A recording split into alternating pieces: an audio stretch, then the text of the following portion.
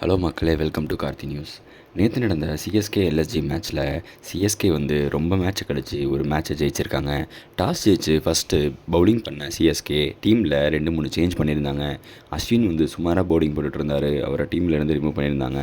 அடுத்து பேட்டிங்கில் சுமாராக பண்ணிட்டு இருந்த கான்வேயை ரிமூவ் பண்ணிவிட்டு ஜேமி ஓவர்டனை உள்ளே கொண்டு வந்திருந்தாங்க. சிஎஸ்கே பொறுத்த வரைக்கும் இந்த மேட்ச்சை ஜெயிச்சே ஆகணும்னு ரொம்ப நல்லா ஃபீல்டிங் பண்ணாங்க, ரொம்ப நல்லா பவுலிங் பண்ணாங்க. முக்கியமாக பவர் பிளேயில் கலீல் அகமதும் அன்ஷல் கம்போஜும் ரொம்ப நல்லா பவுலிங் போட்டு மிச்சல் மார்ஷ், எய்டன் மக்ரம் 2 பேரையுமே ரொம்ப நல்லா கண்ட்ரோல் பண்ணாங்க. இதுக்கடுத்து ரன் அடிக்க தடுமாறின பிளேயர்ஸ் எல்லாருமே மலமலன்னு அவுட் ஆக சிஎஸ்கே கொஞ்சம் கொஞ்சமாக கேம்குள்ளே வந்தாங்க.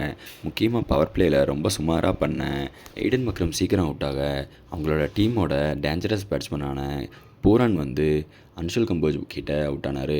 அதுக்கடுத்து யாராலையுமே நின்று நிதானமாக ஆட முடியாமல் ரொம்ப தடுமாறினாங்க. சிஎஸ்கே பவுலிங் ரொம்ப நல்லா பண்ணாங்க. முக்கியமாக இந்த சீரீஸ் பூரா ரொம்ப சுமாராக பவுலிங் போட்ட ஜடேஜாவே 2 விக்கெட் எடுத்தார். அந்தளவுக்கு டீம் நல்லா பெர்ஃபார்ம் பண்ணாங்க. அப்படி இருக்கப்ப ரிஷப் பண்ட் மட்டும் ஒரு பக்கம் நின்று போராடி ஒரு 63 ரன் அடித்தார். ஆனால் மற்ற எந்த பிளேயர்ஸுமே நின்று அடிக்காததுனால அவங்களால பார் ஸ்கோருக்கு மேலே அடிக்க முடியல. அது இல்லாமல் ரிஷப் பண்ட் கடைசியாக டேவிட் மில்லர் வந்திருக்க வேண்டிய இடத்துல ஒரு அப்துல் சமாத் அனுப்பிச்சதுனால அவங்களால கடைசியில் ரன் பெருசாக அடிக்க முடியலன்னு தான் சொல்லணும். டேவிட் மில்லரோட எக்ஸ்பீரியன்ஸ் அவங்களுக்கு ஹெல்ப் பண்ணியிருக்கும். இதுக்கடுத்து 166 டார்கெட்டை சேஸ் பண்ண ஸ்டார்ட் பண்ண சிஎஸ்கே ரஷீத் அப்படிங்கிற ஒரு ஆந்திரா பிளேயர் ரொம்ப நல்லா விளையாண்டார். ஃபஸ்ட்டு மேட்ச் விளையாடுற அவர் ரொம்ப நல்லா விளையாண்டு ஒரு 25 ரன் எடுத்தார்.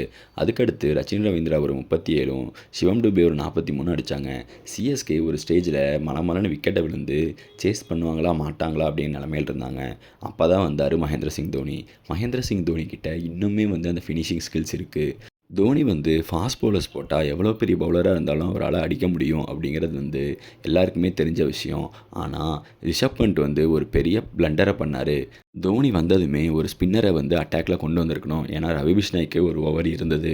ஆனால் ரவி பிஷ்னாயை போட விடாமல் அவர் ஃபாஸ்ட் பவுலர்ஸை போட்டதுனால ஃபாஸ்ட் பவுலர்ஸ் ஃபுல்லாக ரன்னை லீக் பண்ணி கடைசி 4 ஓவரில் 40 ரன் பக்கம் அடித்து எம்எஸ் தோனி ஒத்தாளாக நின்று மேட்சை ஜெயிச்சு கொடுத்தாரு.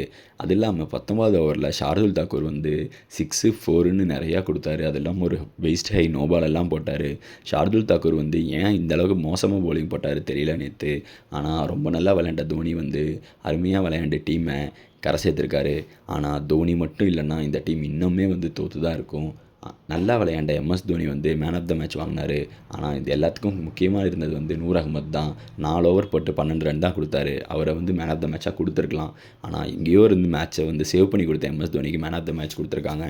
சிஎஸ்கே இன்னும் இந்த மேட்ச்சை ஜெயிச்சிருந்தாலும் இன்னும் 10வது பிளேஸில் தான் இருக்காங்க. பார்ப்போம் சிஎஸ்கே அதுக்கப்புறம் ஜெயிச்சு மேலே போகிறாங்களான்னு.